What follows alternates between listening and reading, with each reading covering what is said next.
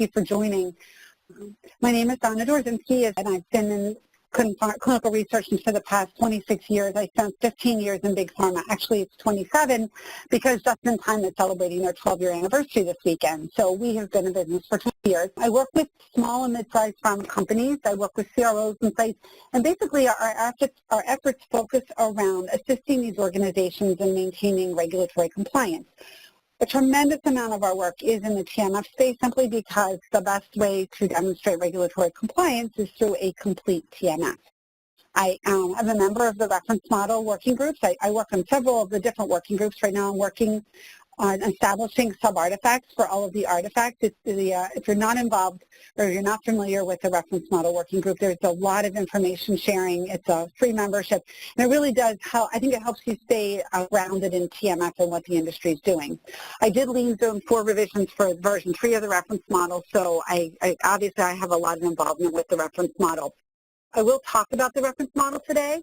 I'm not in any way promoting the reference model. It's simply a structure that I use and have a lot of companies do use. There are other options out there today. I'll talk about that a little bit. But for the purposes of training, I had to pick a structure, and so I kind of work with the reference model and from that perspective. Before we get started, it's really helpful for me to know my audience. This is an interactive webinar. To be honest with you, we will get more out of it if there's lots of questions. This is your opportunity to ask me really anything you want about TMF. I am happy to answer it for you. Jim, if I could just ask you to let me know kind of who you've got with you, your focus. Are you implementing an eTMF system, or is this something you have in place? And kind of what is your objective in attending the session today? So we are in the process of implementing an electronic TMF. We have the group of individuals here that will be implementing it and working with it going forward. Great. And Sean? Same for us. We have the group of individuals here, and we're already using an electronic system, but we haven't fully implemented it as far as electronic signatures are concerned. We want to gather some more information.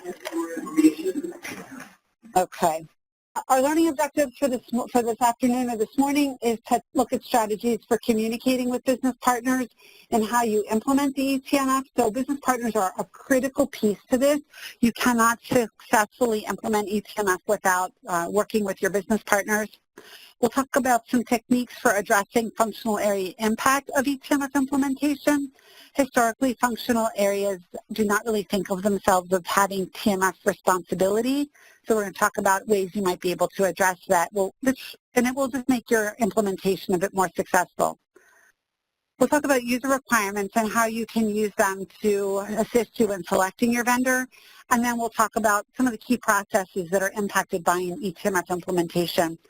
I always tell organizations when you're implementing an eTMF, you're going to need to rethink how you do for a large amount of your clinical trial. eTMF identifies some of the problems in how you're managing your trials just because you really need to standardize process. And so if you as an organization haven't standardized process, it makes it a lot harder to implement your TMF and to really use it effectively in an electronic environment. A couple of things to think about when you're implementing your TMF, and number one is your standard indexing structure. You can't implement a TMF without implementing a standard indexing structure. You want to create a structure that's similar across all of your studies. I've seen organizations kind of use one structure for one study, another structure for another study, and it really is problematic. You can identify your structure and then you can modify it based on a particular study. For example, if you're doing a phase 1 study, you may not want to have your investigator meeting record. You won't have investigator meeting records, so you can remove that from your structure. But you don't want to start adding things and modifying every TMF for every study so that they're all different, because what you really end up with is a mess that you have to clean up on the back end. You want to identify the metadata that you want to actually track. Metadata is kind of like data tags, if you're not familiar with them. We basically use them to help make it easier to identify records. One of our regulatory requirements around TMF is that we're able to easily search our trial master file, whether it's paper or electronic. We want to be able to find records in a timely fashion. Metadata makes it easier to find records in your eTMF.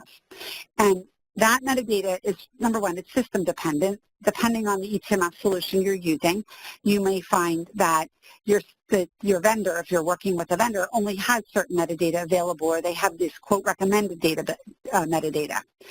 So some of it depends on your system capacity.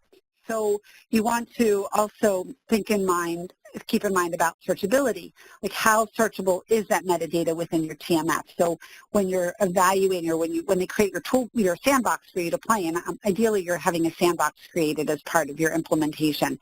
When that sandbox is created, how easy is it to search for different types of records? You want your metadata to be purposeful.